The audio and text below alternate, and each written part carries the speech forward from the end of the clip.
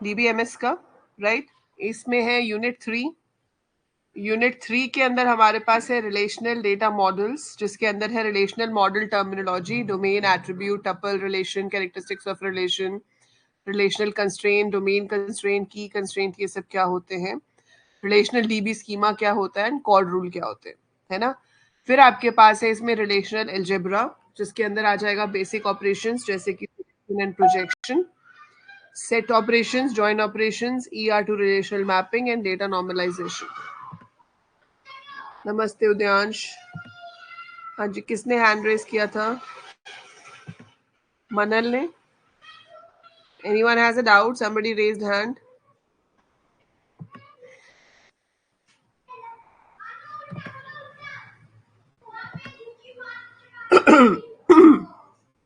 So let's start with this. ठीक है, this is one shot for your unit 3. तो सबसे पहले तो आपको पता होना चाहिए कि रिलेशनल डेटा मॉडल का मतलब क्या है. सो बताइए, what do you understand by relational data model?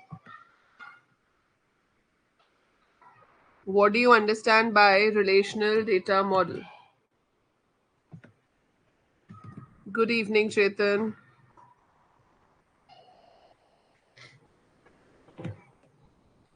So हमारे पास डेटा मॉडल्स अलग अलग तरह के होते हैं, जिसमें से पहले एक डेटा मॉडल होता था जिसे कहते थे हायरार्किकल डेटा मॉडल.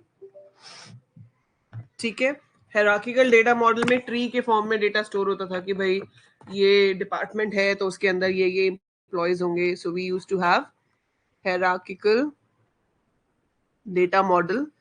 तो उसमें ऐसे होता था कि जैसे कंपनी हो गई तो कंपनी का रिकॉर्ड आ गया, कंपनी का नाम, उसके ओनर का नाम and all whatever information is required. उसके अंदर फिर डिपार्टमेंट आ गए तो डिपार्टमेंट की डिटेल्स आ गई. ठीक है, अलग अलग डिपार्टमेंट्स की डिटेल आ जाएंगी. गुड इवनिंग खुशहाल. राइट, फिर उस डिपार्टमेंट के अंदर आपके पास एम्प्लॉयज की आ जाएंगी ऐसे. सो जब ट्री की फॉर्म में अरेंज होता है तो उसको हायरार्किकल ऑर्गेनाइजेशन कहते हैं. एक होता था नेटवर्क डेटा मॉडल. उसमें कोई भी नोड किसी के साथ भी अटैच हो सकता है, कोई लिंकिंग नहीं होती, मतलब कोई फिक्स ऑर्डर नहीं होता, anything can be attach with anything.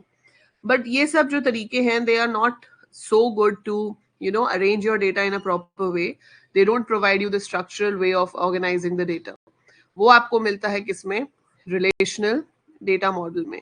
सो जो DBMS रिलेशनल डेटा मॉडल को यूज करके बनता है उसको हम RDBMS कहते हैं. तो आपका MySQL, Oracle, ये सब क्या है?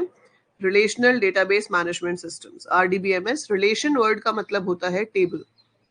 So the word relation means table. ठीक है, सो ये आपके पास टेबल है. Table is made up of rose and columns. ये टर्म्स हम फर्स्ट यूनिट से ही करते आ रहे हैं, हमने बहुत बार इसको यूज किया है, बहुत बेसिक टर्म्स है. बट हाँ, यूनिट वाइज हम इसलिए देख रहे हैं क्योंकि पेपर में यूनिट वाइज क्वेश्चंस आते हैं. ठीक है, सो एम्प्लॉय नंबर हो गया, एम्प्लॉय का नेम हो गया, क्लास हो गई, मार्क्स हो गए, सेक्शन हो गया. ठीक है, अब इसके अंदर मेरे पास डेटा है.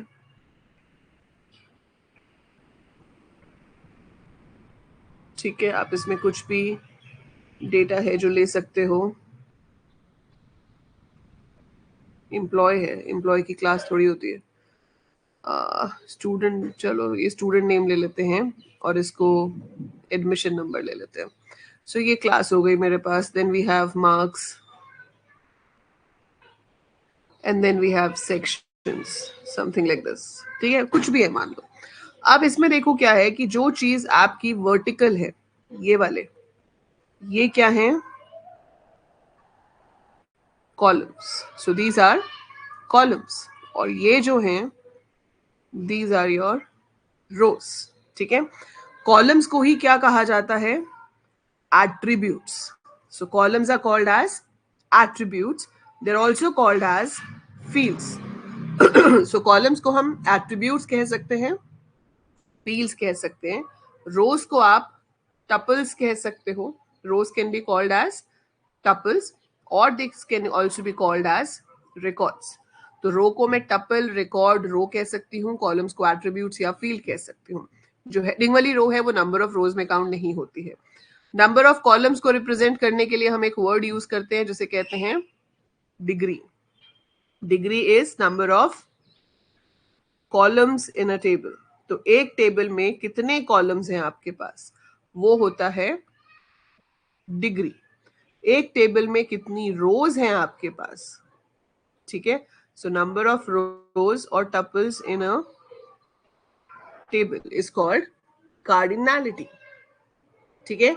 सो डिग्री हो गया number of columns in a table, cardinality हो गया number of rows in a table. So that is degree and cardinality. So we have columns, we have rows, right? यहाँ तक तो सिंपल है, बहुत ही बेसिक है, आप बहुत बार कर चुके हो। जिनके पास 12th में आईपी या सीएस था उन्होंने उसमें भी बहुत बार इसको पढ़ा कि हमारे पास कॉलम्स होते हैं, रोज होते हैं, रोज को टपल्स या रिकॉर्ड्स कहते हैं, कॉलम्स को एट्रीब्यूट्स या फील्ड्स कहते हैं। डिग्री और कार्डिनैलिटी क्या होती है, लाइक इस टेबल की डिग्री है 5 क्योंकि इसमें 5 कॉलम है, admission number, name, class, marks, section, 4 students के रिकॉर्ड्स हैं तो कार्डिनैलिटी होगी 4, हेडिंग वाली रो काउंट नहीं होगी, ठीक है। सो ये टर्म्स आपको बहुत ही अच्छे से क्लियर होनी चाहिए। अगर एक टर्म्स के ऊपर शॉर्ट नोट लिखने के लिए आता है तो आप उस शॉर्ट नोट को एग्जाम्पल दे के एक्सप्लेन करेंगे, ठीक है। You will always give examples.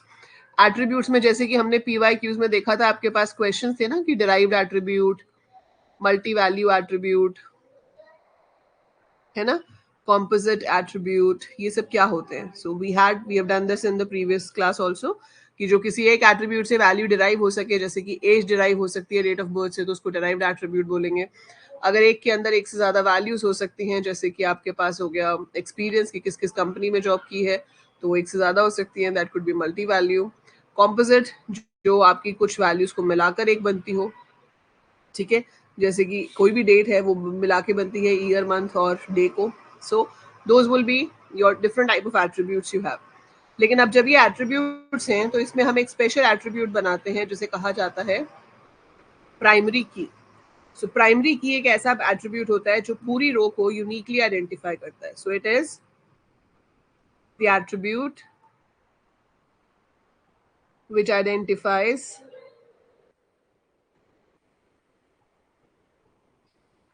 each row uniquely in a table. So table को यूनिकली आइडेंटिफाई करने के लिए जो चीज यूज होती है उसे हम प्राइमरी की कहते हैं। So we call it primary key. Can you tell me how many primary keys we can have in a table? एक टेबल में कितनी प्राइमरी कीज हो सकती हैं?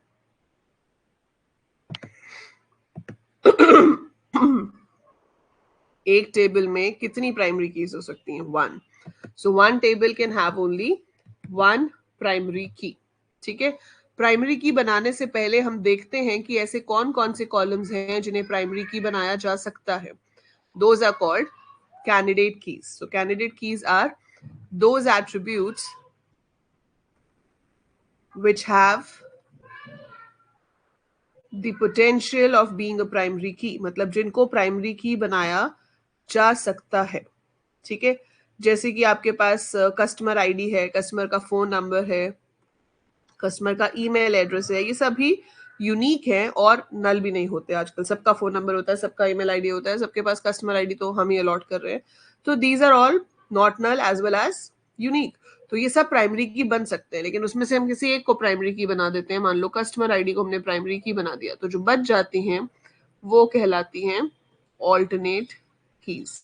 So the remaining keys, the leftover keys after choosing one of the candidate keys as primary key are called alternate keys, ठीक है। Then composite की भी होती है। कभी कभी ऐसा हो जाता है टेबल में कि एक कोई कॉलम जो है वो प्राइमरी की का पर्पस सॉल्व नहीं कर पाता, ठीक है, तो दो कॉलम्स को मिलाकर हमें प्राइमरी की बनानी पड़ती है। So when more than one column is combined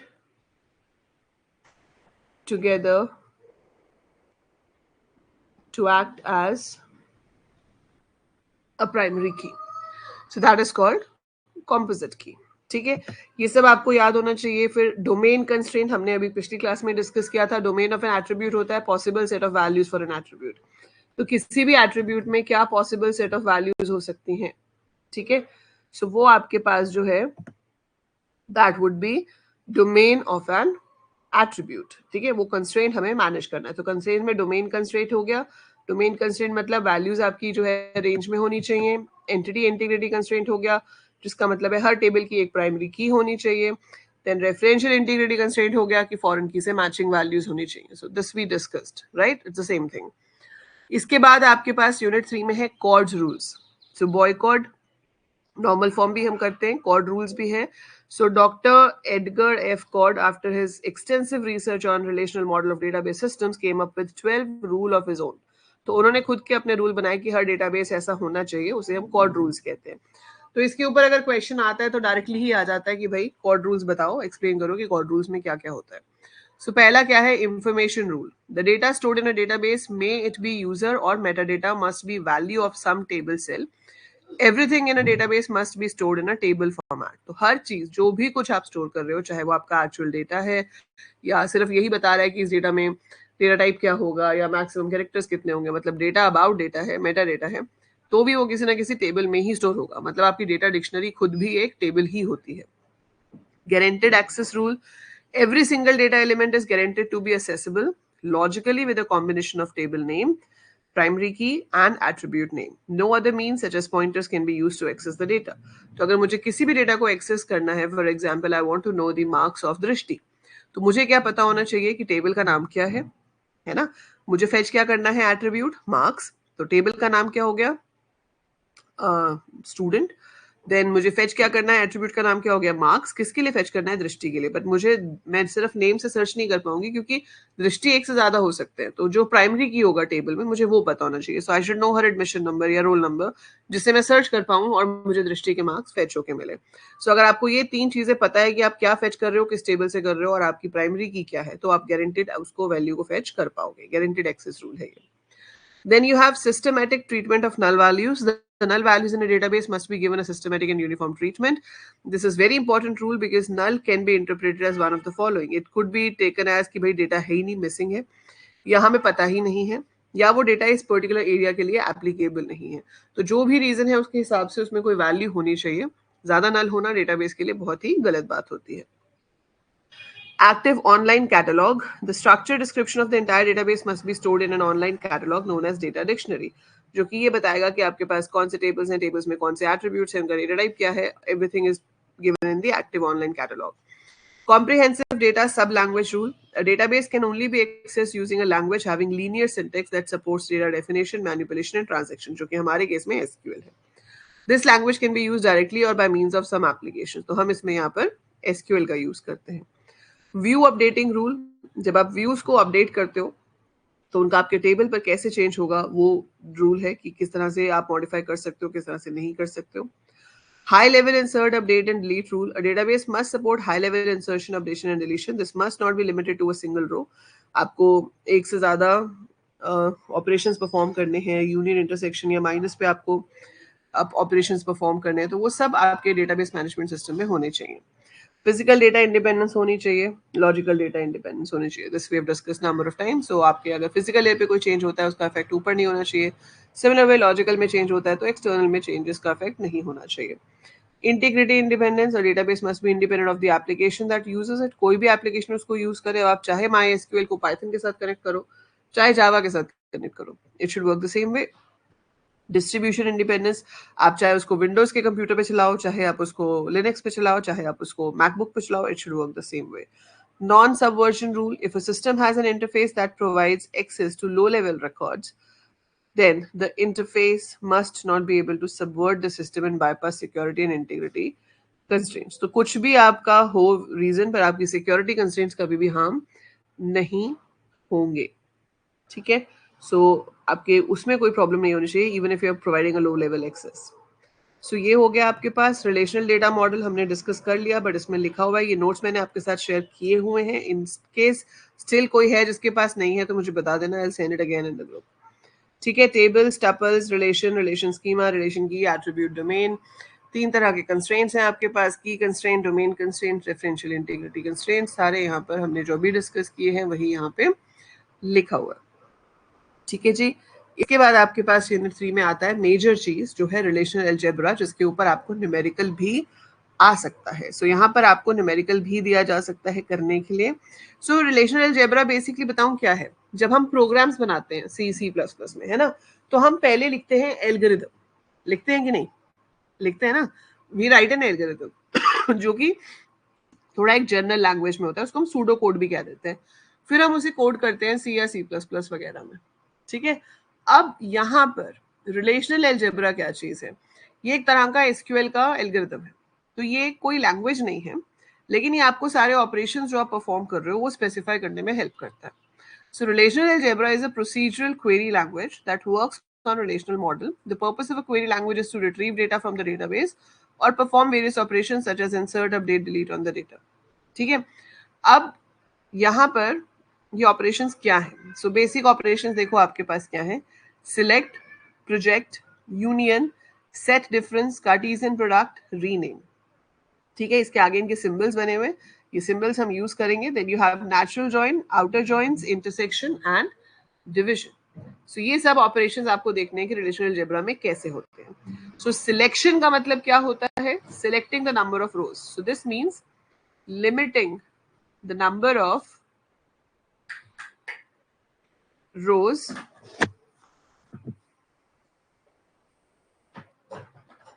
to be displayed based on a condition. So how many rows we have to display based on a condition is called selection. Limiting the number of columns to be displayed is called projection. ठीक है, operations आपको ये सारे पता है कि union का क्या मतलब होता है, सेट डिफरेंस का क्या मतलब होता है, बट अब इसको रिलेशनल अलजेब्रा में कैसे लिखना है वो मैं आपको दिखाती हूँ। सो ये साइन आपका सिलेक्शन के लिए है, तो जब आपको कुछ भी डेटा फेच करना है तो आप कैसे लिखोगे, ये साइन बनाओगे, कंडीशन लिखोगे और फिर टेबल का नाम लिखोगे। जैसे कि अभी आपको कस्टमर टेबल दिया हुआ है, अब आपको इस कस्टमर टेबल में से सिर्फ उनको देखना है जो आगरा के हैं, तो आपने क्या लिखा, customer city is equal to Agra, bracket में कस्टमर। तो आपने सिलेक्शन का साइन बनाया, फिर आपने लिखा customer city is equal to Agra और फिर कस्टमर का साइन बना दिया। तो कस्टमर टेबल में से उसने सिर्फ उनको दिखाया जिनकी सिटी आगरा थी। ऐसे ही प्रोजेक्शन के टाइम पे आप पाई साइन के साथ कॉलम्स के नाम लिखोगे जो आपको देखने हैं। तो आपने ये साइन बनाया, कॉमा सेपरेटेड कॉलम्स के नाम दिए और फिर ब्रैकेट में टेबल का नाम दे दिया। अब जैसे आपके पास कस्टमर टेबल में कस्टमर आईडी, नेम और सिटी है, तो हमने यहाँ पे क्या लिखा, pi customer name comma customer city और फिर यहाँ पर कस्टमर। तो इससे क्या होगा, कस्टमर नेम और कस्टमर सिटी डिस्प्ले होगा सिर्फ। यूनियन का मतलब क्या होता है कि दो अलग अलग टेबल हैं, दो अलग अलग क्वेरीज हैं, उनका जो रिजल्ट आ रहा है उसको कंबाइन करके शो कर दो, पहले वाले का भी दूसरे वाले का भी। रूल क्या होता है कि सेम नंबर ऑफ कॉलम्स होने चाहिए और उनका डेटा टाइप सेम होना चाहिए। तो जैसे यहाँ पर एग्जांपल लिया कि एक टेबल है कोर्स, कोर्स के अंदर है course ID, student name, student ID. फिर है आपके पास स्टूडेंट टेबल जिसके अंदर है student ID, student name, student age. अगर आप इसका यूनियन करते हो, ठीक है, तो हमने क्या किया, स्टूडेंट नेम निकाला कोर्स से, स्टूडेंट नेम निकाला स्टूडेंट से और उसका यूनियन कर दिया। तो यहाँ पे दो कमांड्स चल रही हैं, पहले प्रोजेक्शन हो रही है कोर्स से, फिर प्रोजेक्शन हो रही है स्टूडेंट से और फिर उसका यूनियन हो रहा है। तो देखा जाए तो हमें सिर्फ नेम फील्ड उठाने हैं दोनों टेबल्स में से। तो Aditya, Steve, Paul, Lucy, Steve already आ चुका है, तो कार्ल और रिक आ जाएगा। तो जो वैल्यूज रिपीट हो रही हैं वो एक ही बार आएंगी। So repeated values are displayed only once. ठीक है, अगर हम इंटरसेक्शन करते हैं तो वो उनको दिखाता जो दोनों में कॉमन है, जैसे कि आदित्य दोनों में है, स्टीव दोनों में है और लूसी दोनों में है। तो उसमें आपका इंटरसेक्शन में वो नाम आ जाएंगे जो दोनों टेबल्स में कॉमन है। So Aditya, Steve, Paul and Lucy, तो ये चारों नाम दोनों टेबल्स के अंदर है। So it will come. Difference का मतलब क्या होता है, देखो जो ए में है बी में नहीं है, जो पहले सेट में है लेकिन दूसरे में नहीं है। तो ऐसा कौन सा है, जैसे पहले में आदित्य है दूसरे में भी है, ऐसा कोई है ही नहीं जो पहले में है और दूसरे में नहीं है, क्योंकि आदित्य, स्टीव, पॉल और लूसी सबके सब दूसरे में है। तो अगर हम करते हैं ये चीज स्टूडेंट माइनस कोर्स, तब तो फिर भी कार्ल और रिक आ रहा है, लेकिन अगर आप कोर्स माइनस स्टूडेंट करोगे तो कुछ भी नहीं आएगा, क्योंकि वो सारे के सारे स्टूडेंट में थे। लेकिन स्टूडेंट माइनस कोर्स करेंगे तो ये दो आ रहे हैं, क्योंकि इस टेबल में कार्ल और रिक है जो कि स्टूडेंट टेबल में है लेकिन कोर्स टेबल में नहीं है। पर कोर्स टेबल में ऐसा कोई भी नहीं है जो सिर्फ कोर्स में हो और स्टूडेंट में ना हो, तो इसलिए उसको अगर हम माइनस करेंगे तो नो रिजल्ट। ठीक है, आई होप यहां तक सारा क्लियर है। सेम एसक्यूएल वाला है, सिर्फ आपने नोटेशंस देखनी है कि किस नोटेशंस में हमने यहाँ पे लिखना है। ठीक है, अब कार्टेशियन प्रोडक्ट क्या होता है, हमने एसक्यूएल में किया था कि जब हम दो टेबल्स में से डेटा फेच करते हैं और ज्वाइन करने की कंडीशन भूल जाते हैं, है ना. सो आपने दो टेबल्स में से डेटा फेच किया but you forgot to write the condition to join the two tables, it forms the Cartesian product. यहाँ पर आप ये क्रॉस साइन यूज करते हो to form the Cartesian product. ठीक है. और कार्टेशियन प्रोडक्ट का मतलब क्या होता है, that each row of first table will be linked with each row of second table. So each row of first table is linked with each row of second table. For example, आपके पास ये दो table दिए हुए हैं R और S. इसका अगर हम कार्टेशियन प्रोडक्ट परफॉर्म करते हैं, ठीक है, तो आपके पास column A, column B, column X, column Y आएगा. तो पहले A जो है वो लिंक होगा XX के साथ, YY के साथ, ZZ के साथ. सो A 3 बार आया, है ना. सो A 3 बार आया. फिर ऐसे ही जो B है वो भी 3 बार आएगा, जो C है वो भी 3 बार आएगा. So number of rose in Cartesian product is what? Number of rows of first table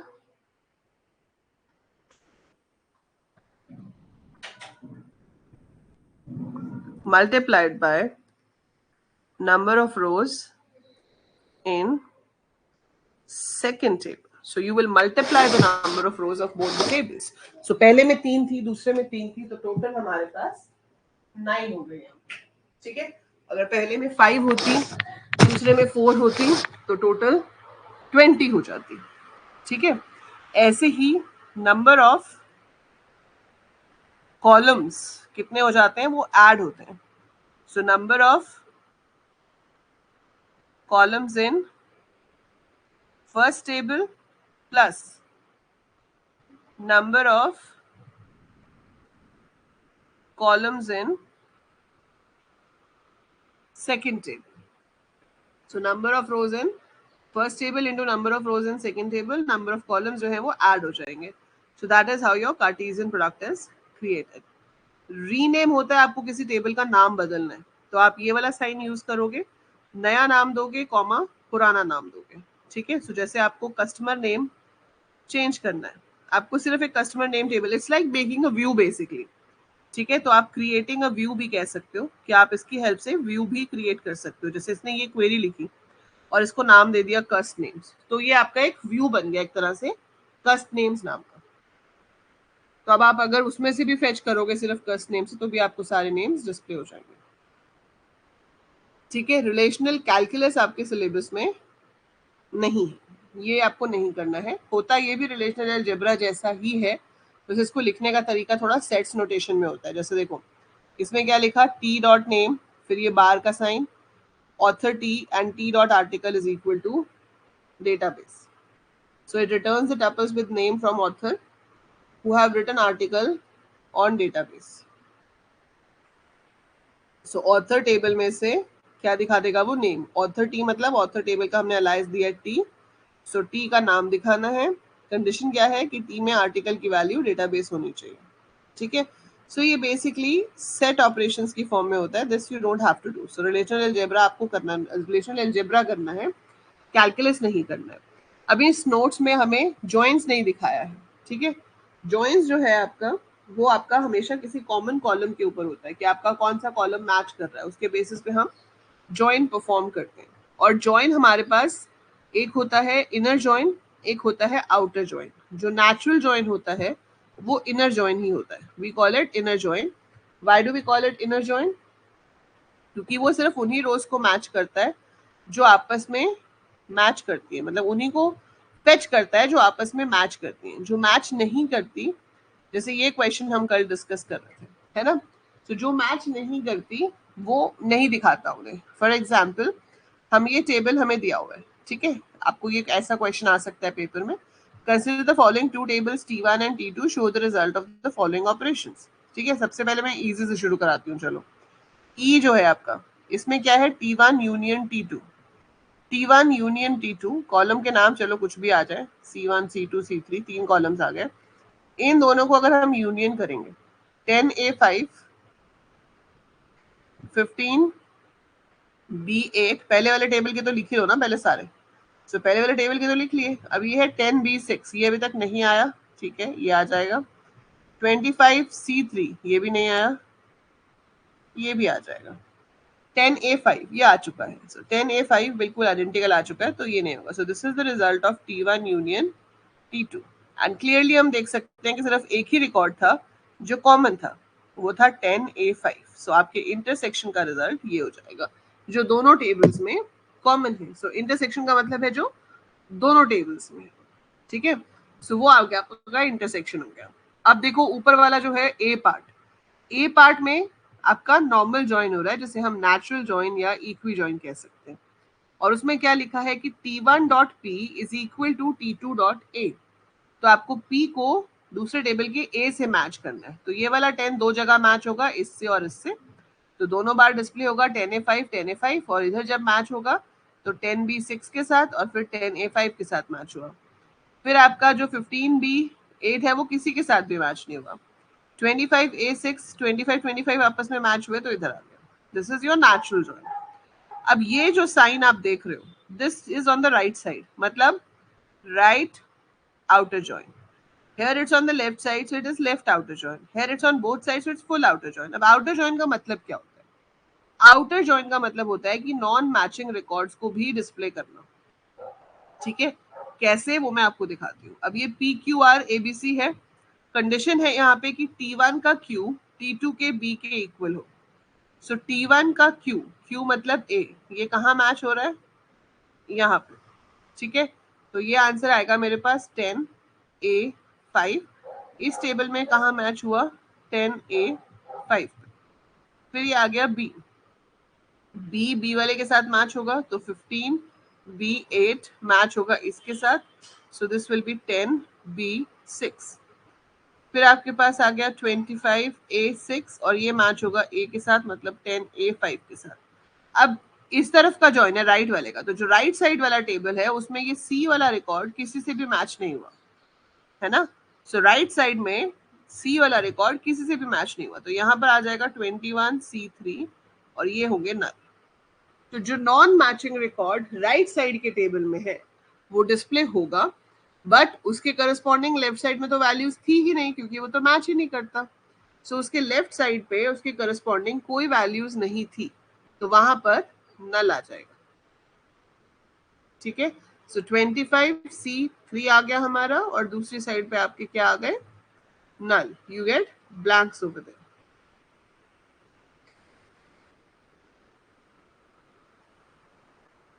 is that clear?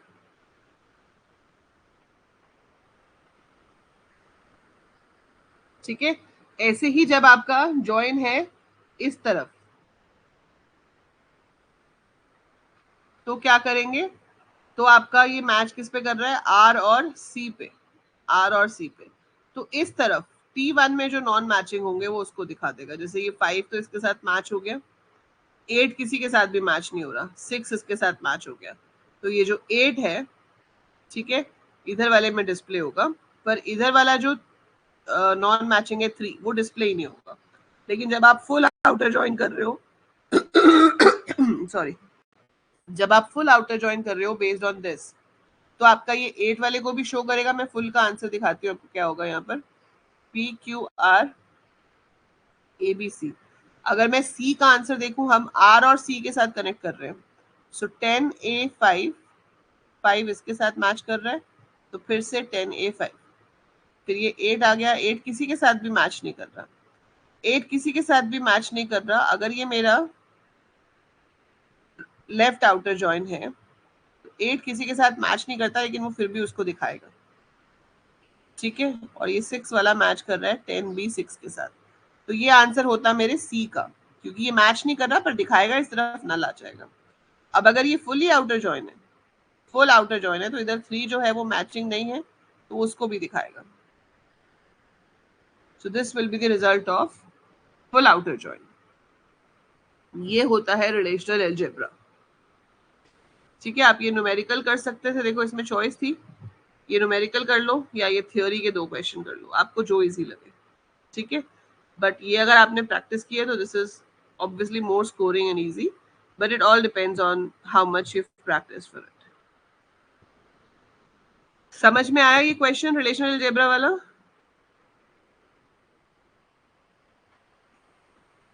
कौन सा वाला कृष्ण?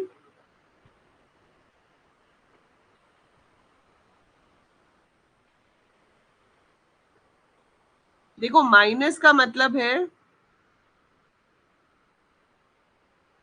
ओके कांतिका, माइनस का मतलब है जो पहले सेट में है और दूसरे सेट में नहीं है। जैसे इसमें से अगर आप माइनस करो तो अगर मैं T1 माइनस T2 करूं तो इसमें क्या होगा? 15B8 एंड 25A6, क्योंकि ये दोनों सिर्फ T1 में ही है। ये रिकॉर्ड T2 में भी है तो ये हट जाएगा, ये माइनस से कैंसिल हो गया। आपके पास सिर्फ आएगा 15B8 25A6 if you do T1 minus T2। अगर आप T2 माइनस T1 करोगे तो भी आपके पास ये ऊपर वाले दो आएंगे, ये कॉमन वाला जो है वो हट जाएगा। सो बेसिकली आपको जो पहला टेबल लिखा है जिसमें से माइनस कर रहे हो उसके रिकॉर्ड्स दिखाने, removing the common elements.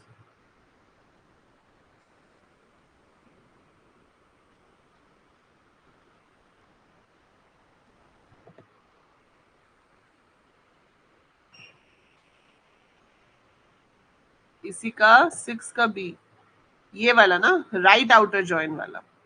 So right outer join में बेटा क्या है कि जिस भी साइड पे आपका आउटर जॉइन होता है, ठीक है, उस साइड पे अगर कोई आपका नॉन मैचिंग रिकॉर्ड है, देखो यहाँ पर क्या कर रहा है वो, T1.Q is equal to T2.B लिखा है।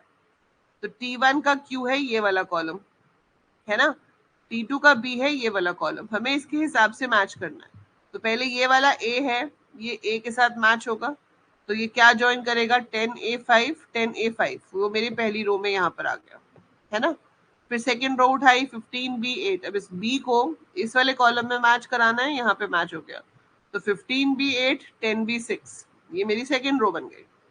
फिर यहाँ से हमने तीसरी रो उठाई 25A6, इसमें ये A है, ये A के साथ मैच करेगा, सो 25A6 10A5 आ गया। बट ये एरो राइट साइड पे खुला हुआ है, so it's right outer join. अब राइट वाले टेबल में हम देखेंगे क्या कोई रिकॉर्ड ऐसा है जो किसी से भी मैच नहीं हुआ? हाँ जी है। सो राइट साइड में 25C3 ऐसा रिकॉर्ड है जो किसी से भी मैच नहीं हुआ। सिंस वो किसी से भी मैच नहीं हुआ, आप उसको शो करोगे एक बार और उसके साथ दूसरे वाले टेबल वाली जगह पर नल आ जाएंगे। सो दिस इज आउटर जॉइन, जहां पर हम नॉन मैचिंग वैल्यूज को भी दिखाते हैं। तो जो वैल्यूज मैच नहीं हो रही, they are also displayed with some nulls on the left hand side, ठीक है, क्योंकि ये राइट आउटर जॉइन है। ऐसे ही अगर लेफ्ट आउटर जॉइन होगा, जिसको मैंने आपको इस एग्जाम्पल में दिखाया था, इसमें जो पहली तीन रोज हैं, that is the answer for C, कि लेफ्ट साइड पे जो नॉन मैचिंग है वो डिस्प्ले होगा, राइट साइड पे नल आ जाएंगे। और डी में ये दोनों तरफ ओपन है, मतलब left and right both outer joins है, दोनों तरफ आउटर जॉइंस है, तो क्या हो जाएगा? ब्लैंक ब्लैंक, दोनों तरफ ब्लैंक आ जाएगा जहां पे भी नॉन मैचिंग रिकॉर्ड होगा। सो मैचिंग तो मैच कर ही जाते हैं और डिस्प्ले हो जाते हैं, जो मैच नहीं करता उस जगह पर वो जो हाफ रिकॉर्ड है वो हाफ रिकॉर्ड दिखाएगा और बाकी की जगह पर ब्लैंक स्पेस आ जाएगा। अभी समझ में आया?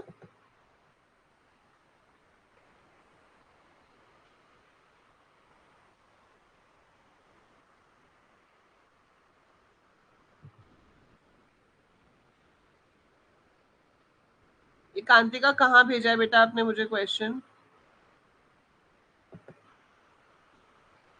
ये वाला,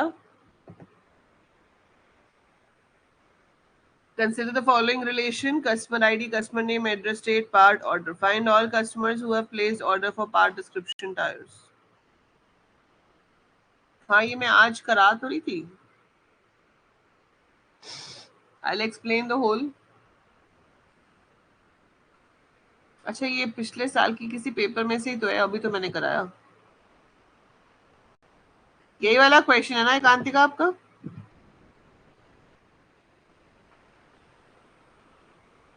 और रिलेशनल अलजेब्रा वाला क्वेश्चन पूछ रहे हो?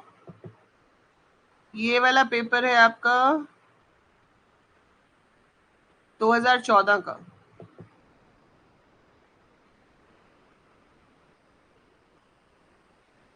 ये क्वेश्चन एकांतिका ने पूछा है, ठीक है। तो आपको यहाँ पर गिवन है कि तीन टेबल्स हैं, एक कस्टमर टेबल है जिसमें कस्टमर का आईडी है, कस्टमर का नाम है, एड्रेस है, स्टेट है, एक पार्ट्स है, एक ऑर्डर है। तो कस्टमर पार्ट्स का ऑर्डर करता है, लेकिन किस पार्ट का ऑर्डर किया है वो ऑर्डर टेबल से पता चलता है, जहां पर ऑर्डर का नंबर है, नेम है, पार्ट नंबर है, क्वांटिटी है, कस्टमर आईडी है। अब यहाँ पर क्वेश्चन पूछा है find all customers who have placed order for part description tyres. तो बेटा डिस्क्रिप्शन आपको चेक करना है, टायर्स है, लेकिन इसका ऑर्डर हुआ है ये कहाँ से पता चलेगा? ऑर्डर टेबल से, मतलब यहाँ से पार्ट नंबर से। अब किस कस्टमर ने किया है वो कहाँ से पता चलेगा? कस्टमर टेबल से। और वो लिंक किसके हेल्प से है? कस्ट आईडी की हेल्प से। तो आपको इन सबको ज्वाइन करना पड़ेगा। सो हमने यहाँ पे लिखा है select C dot customer ID. C dot इससे लिखा है क्योंकि कस्टमर आईडी इधर भी है इधर भी है। So select C dot customer ID comma customer name comma address from customer, alias दे दिया सी, पार्ट्स अलायस दे दिया पी, ऑर्डर अलायस दे दिया ओ। जहां पर कस्टमर का कस्टमर आईडी ऑर्डर के कस्टमर आईडी से मैच होता हो, फिर ऑर्डर का पार्ट नंबर पार्ट्स के पार्ट नंबर से मैच होता हो, ताकि लिंकिंग हो जाए, एंड जो इसमें डिस्क्रिप्शन है वो टायर हो, then we should display that. ठीक है, तो उस चीज को हम जॉइंस के थ्रू ऐसे बना सकते हैं।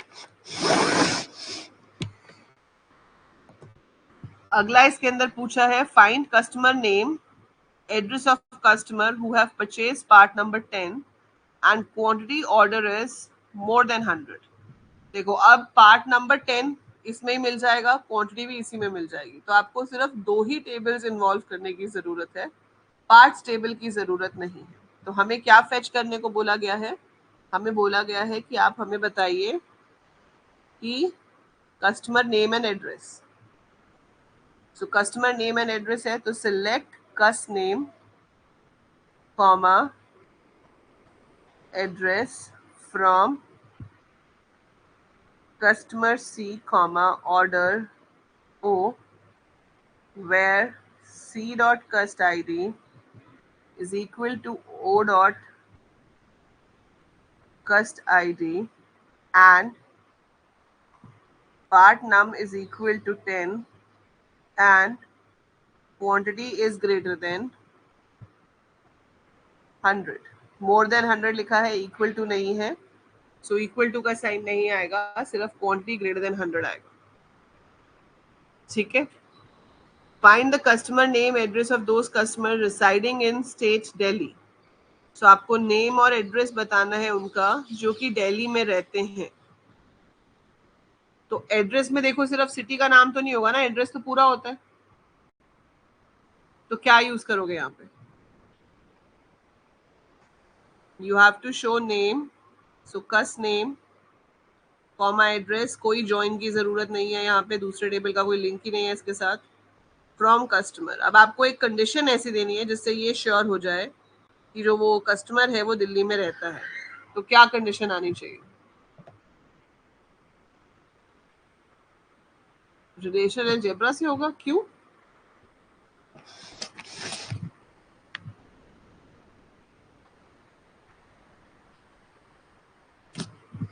लिखा होगा बेटा एकांतिक का क्वेश्चन पेपर में कि किससे करना होगा। अब यहाँ पे लिखा है right query for each of the following. Query का मतलब है एसक्यूएल। वैसे ही पता चल जाएगा, यूनिट 3 में होगा तो एल्जेब्रा होगा, है ना, यूनिट 3 है तो एल्जेब्रा होगा, यूनिट 2 है तो एसक्यूएल होगा। पर आप लिखने को ही एल्जेब्रा से भी लिख सकते हो। सो यहाँ पर तो खैर आ जाएगा वेयर एड्रेस लाइक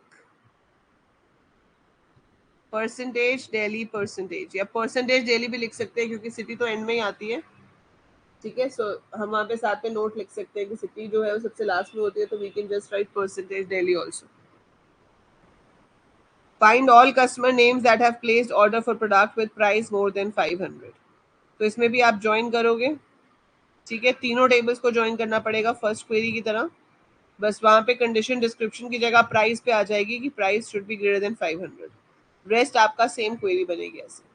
और अगर यही चीज आप रिलेशनल अलजेब्रा से कर रहे होगे तो आप पहले लगाओगे पाई, पाई के साथ आप उन फील्ड्स का नाम लिखोगे जो आपको देखने हैं, जैसे कि कस्ट नेम, एड्रेस, फिर आपका कस्टमर और ऑर्डर जो है वो ज्वाइन हो रहा है तो आप लिखोगे customer, you will make this sign for join order. यहाँ पर नीचे कस्ट आईडी लिख सकते हो बताने के लिए कि ये कस्टमर आईडी पे हो रहा है। अब रह गई कंडीशन, तो वो इसके भी आगे आएगी। सो कंडीशन में हमें क्या देना है, part number equal to 10 and quantity greater than 100, फिर ये सारा आ जाएगा ऐसे। तो ये जो फेच होगा इस पे कंडीशन लगेगी और फिर हमारे पास डेटा आएगा। या आप पहले यहाँ पर कंडीशन लगा सकते हो कि पहले वो आ जाए, उसमें से फिर कस्टमर नेम और एड्रेस आ जाए। Any how, so relational algebra से भी लिख सकते हैं इसको, ऐसा नहीं है कि नहीं लिख सकते, बट ये क्वेश्चन एसक्यूएल का था। You can write it with relational algebra as well.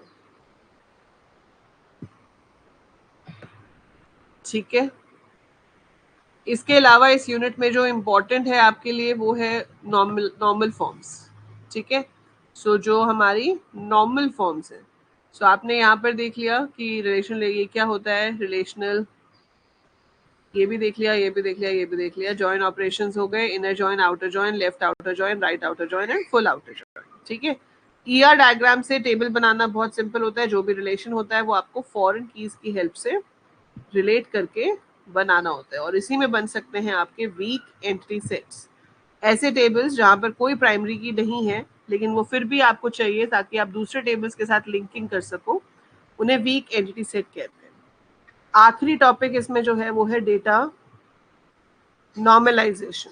So what is data normalization according to you, क्यों चाहिए होती है हमें data normalisation?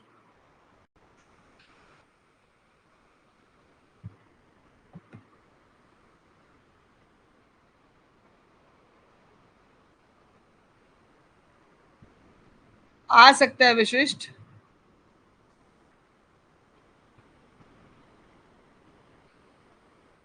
Shaurya, operator precedence left to right जैसे आपने लिखा है, सबसे पहले ज्वाइन होगा, अगर है तो ज्वाइन के बाद आपका सिलेक्शन देन प्रोजेक्शन। एनॉमली से बचने के लिए, डेटा रिडंडेंसी और इनकंसिस्टेंसी से बचने के लिए we use normalization. What is functional dependency?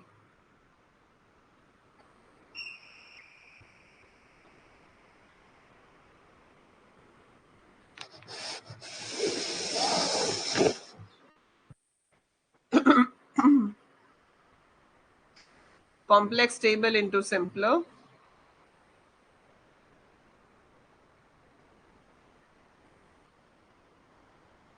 So data normalization या नॉर्मल फॉर्म्स जो है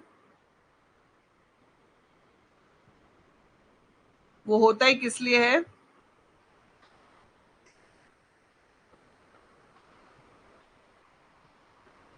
first normal form says every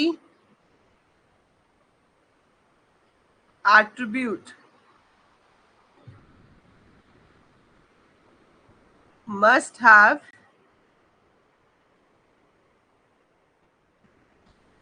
atomic values.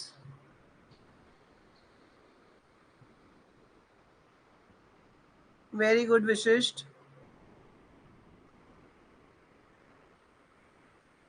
So to reduce data redundancy, inconsistency, ताकि आपका डेटा जो है वो inconsistent ना हो, सही हो, ठीक हो, we use normalization.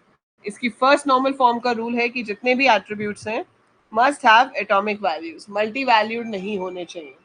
तो अगर मेरे पास कुछ भी है जहाँ पे मैं डेटा स्टोर कर रही हूँ, जैसे कि एज हो गया, ऑब्वियसली एक बंदे की एक एज होगी, लेकिन अगर कोई ऐसा कॉलम है जिसमें एक से ज़्यादा वैल्यूज हैं तो हम टेबल्स को डीकम्पोज कर देते हैं। इसका बहुत ही एक टिपिकल एग्जाम्पल हम लेते हैं, जैसे कि एम्प्लॉय आईडी हो गया, एम्प्लॉय का नाम है, सैलरी है, उसकी डेजिग्नेशन है कि वो क्या कर रहा है, क्लर्क है, एग्जीक्यूटिव है, मैनेजर है, क्या है, डिपार्टमेंट नंबर हो गया, डिपार्टमेंट का नाम हो गया, और उसके साथ हो गया कि वो किस प्रोजेक्ट पे काम कर रहा है। अब देखो, एम्प्लॉय आईडी का एम्प्लॉय आईडी तो एक ही होगा, नाम भी एक होगा, सैलरी भी एक है, डेजिग्नेशन भी एक है, डिपार्टमेंट नंबर और नेम भी एक है। लेकिन प्रोजेक्ट हो सकता है कि एक एम्प्लॉय 2 प्रोजेक्ट पे काम कर रहा हो, एक एम्प्लॉय 3 पे काम कर रहा हो, एक सिर्फ एक पे ही काम कर रहा है, और एक है जिसको भी कोई प्रोजेक्ट मिला ही नहीं है, उसके पास कोई प्रोजेक्ट भी नहीं है। So this is a multi valued attribute, ये नहीं होना चाहिए। ठीक है, so we should not have that. तो सॉल्यूशन क्या होता है कि डीकम्पोज कर दिया जाए टेबल्स को, और जब डीकम्पोज करोगे तो प्रोजेक्ट टेबल हम एक अलग से बना लेंगे। प्रोजेक्ट एक अलग टेबल बन जाएगा जिसमें आपका प्रोजेक्ट आईडी, प्रोजेक्ट का नाम एंड आ जाएगा employee working on that project, ठीक है। या फिर आप सिर्फ प्रोजेक्ट आईडी और एम्प्लॉय आईडी को अलग टेबल में स्टोर कर सकते हो। So project ID, name, start date, ये आपके पास एक अलग टेबल है, फाइन। बट हम यहाँ पर एक और टेबल बना लेते हैं असाइंड, इसके अंदर सिर्फ प्रोजेक्ट आईडी और एम्प्लॉय आईडी ही स्टोर हो रहा है, ठीक है। और ये है स्टेटस, ये आपका अलग टेबल। अब इसमें है कि project ID P1 assigned to employee E1, project ID P2 assigned to employee E5, project ID P2 assigned to employee E2 also. Project ID E1 is also assigned to E5. Project ID P3 assigned to P3. Project ID P3 assigned to E2. तो इसमें दोनों values repeat हो रही हैं, PID भी, EID भी। सो इस assign table के अंदर कोई प्राइमरी की नहीं है, लेकिन ये मुझे बता रहा है कि प्रोजेक्ट 1 पे कौन कौन काम कर रहा है, E1 एंड E5। प्रोजेक्ट 2 पे कौन काम कर रहा है, E5 and E2। So I can get to know that, है ना, मुझे यहाँ से वो पता चल जाएगा। तो इस तरह के टेबल को हम वीक एंटिटी सेट कहते हैं, जिसमें खुद की कोई प्राइमरी की नहीं हो सकती, लेकिन ये दूसरे दो टेबल्स की प्राइमरी की को रेफर कर रहा है। इसका PID इसको रेफर करेगा, एम्प्लॉय आईडी एम्प्लॉय टेबल की प्राइमरी की को रेफर करेगा, ठीक है। सो ये आपके पास यहाँ पर आ गया। तो सब में अब एटॉमिक वैल्यूज है, तो जब सब में एटॉमिक वैल्यूज है, मेरा डेटाबेस माना जाएगा कि वो फर्स्ट नॉर्मल फॉर्म में है। So when all are having atomic values, it's in the first normal form. So second normal form का पहला रूल क्या होता है कि फर्स्ट नॉर्मल फॉर्म में होना चाहिए, ठीक है। So it must be in first normal form. And second normal form क्या कहती है,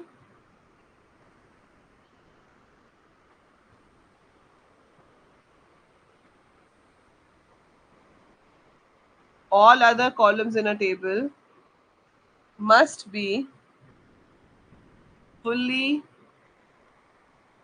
functionally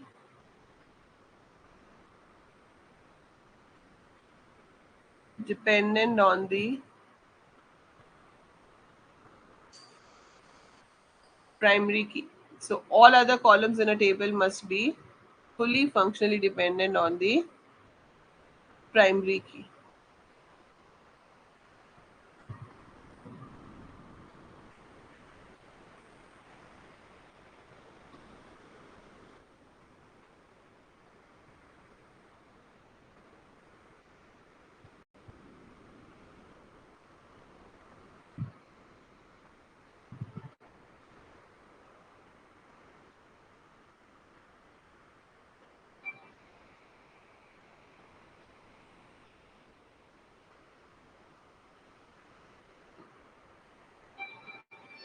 ठीक है।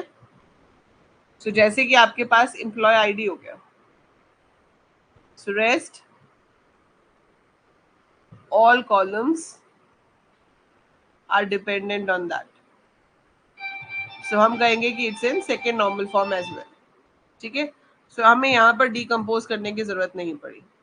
फिर आई आपकी third normal form, which says it must be in second normal form.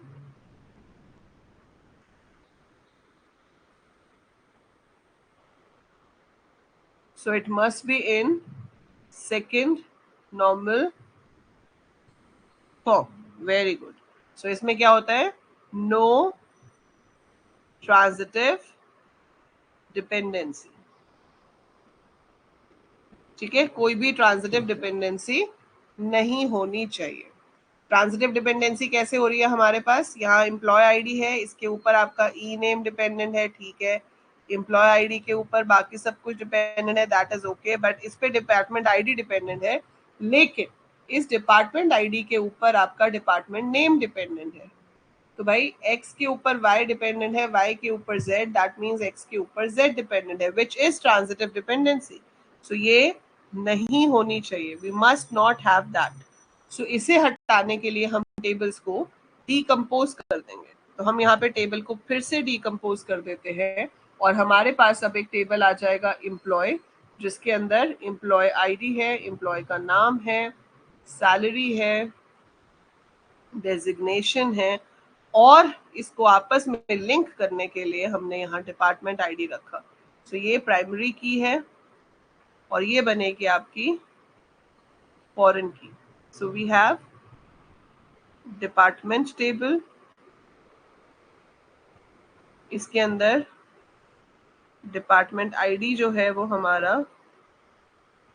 यहाँ पर प्राइमरी की हो जाएगा, डिपार्टमेंट का नाम आ गया, डिपार्टमेंट की लोकेशन आ गई. So we have department ID, department name, location. So employee हो गया, डिपार्टमेंट हो गया, उसके अलावा हमने क्या लिया था, प्रोजेक्ट था एक. सो उसमें आपके पास प्रोजेक्ट का आईडी था, प्रोजेक्ट का टाइटल था, स्टार्ट डेट थी, स्टेटस ऑफ द प्रोजेक्ट था. सो वो सब हमारे पास यहाँ पे था. और उसके बाद हमारे पास अगला जो आ जाएगा वो होगा कि कौन सा प्रोजेक्ट किसको असाइंड है. सो असाइंड वाले में we will have the employee ID and the project ID, कि आपका एम्प्लॉय आईडी किस प्रोजेक्ट को असाइंड है. ठीक है. सो ये आपका पूरा डेटाबेस बन गया.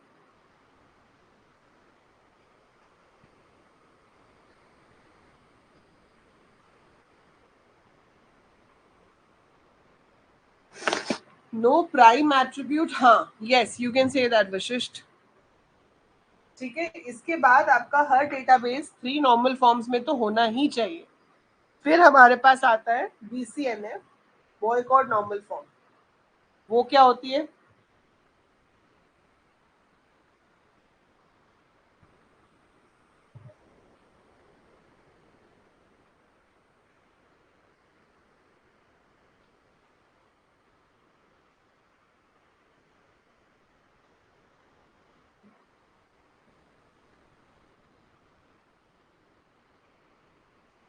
No trivial dependency.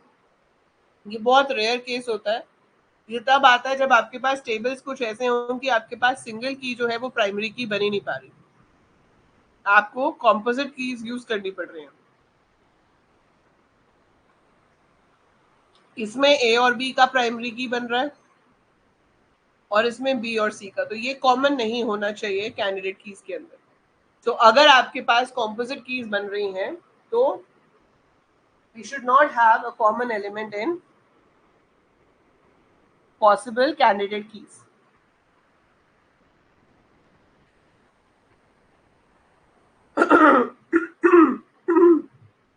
सॉरी. अगर ऐसा है तो वो BCNF में नहीं है, तो हमें फिर से टेबल्स को फर्दर डिवाइड करना पड़ेगा. Armstrong's inference rule in DBMS.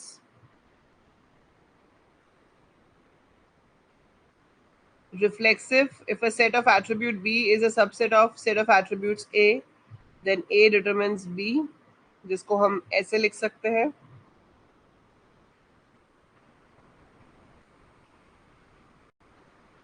ठीक है. Then you have augmentation rule, कि अगर A जो है वो B को डिसाइड कर रहा है और आप उसके साथ किसी भी एक कॉलम को लगा देते हो, जैसे आपने C लगा दिया तो दोनों साइड C लगा सकते हो आप. So that means AC determines BC. Transitive rule वो तो हमने अभी देख ही लिया. यूनियन रूल, कि अगर A determines B, A determines C, that means A determines B and C together. Similar way इसका उल्टा हो गया, डीकॉम्पोजिशन रूल, कि अगर A B और C को डिटरमिन कर रहा है दैट मीन्स A B को भी डिटरमिन कर सकता है, A C को भी डिटरमिन कर सकता है. Pseudo transitive rule, if A determines B and B C determines D, तो हम B की जगह पर रिप्लेस करके A कर देंगे और ये कह सकते हैं कि A C डिटरमिन्स D.